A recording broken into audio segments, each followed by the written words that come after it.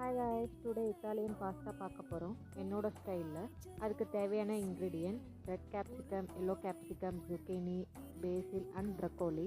அதை நல்லா வாஷ் பண்ணிவிட்டு நமக்கு தேவையான ஷேப்பில் நம்ம அதை எல்லாத்தையும் கட் பண்ணி எடுத்துக்கலாம். ப்ரக்கோலி மட்டும் 2 மினிட்ஸ் நல்லா வார்ம் வாட்டரில் நம்ம அதை சோக் பண்ணி எடுத்துக்கலாம். நெக்ஸ்ட்டு வந்து பாஸ்தாவை குக் பண்ணணும். பாஸ்தா 10 to 15 மினிட்ஸில் அது நல்லா குக் ஆகிடும். ஒரு பாத்திரம் வச்சுட்டு நீங்கள் எவ்வளோ பாஸ்தா போடுறீங்களோ அதுக்கு தேவையான டபுள் மடங்கு தண்ணியை நம்ம ஊற்றிக்கணும்.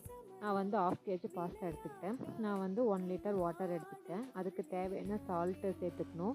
ஏன்னா பாஸ்தாவுக்கு கொஞ்சம் சால்ட் வேணும்ல, ஸோ நான் சால்ட்டு சேர்த்துட்டு நெக்ஸ்ட்டு பாஸ்தா தண்ணி நல்லா பாயில் ஸ்டேஜ் வர அப்போ தான் பாஸ்தாவை சேர்க்கணும்.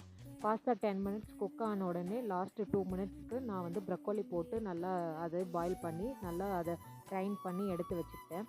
நெக்ஸ்ட்டு ஒரு கடாயில் ஆலிவ் ஆயில் தான் ஆட் பண்ணணும். என்கிட்ட ஆலிவ் ஆயில் இல்லை, ஸோ நான் ரீஃபைண்ட் ஆயில் ஆட் பண்ணிட்டேன்.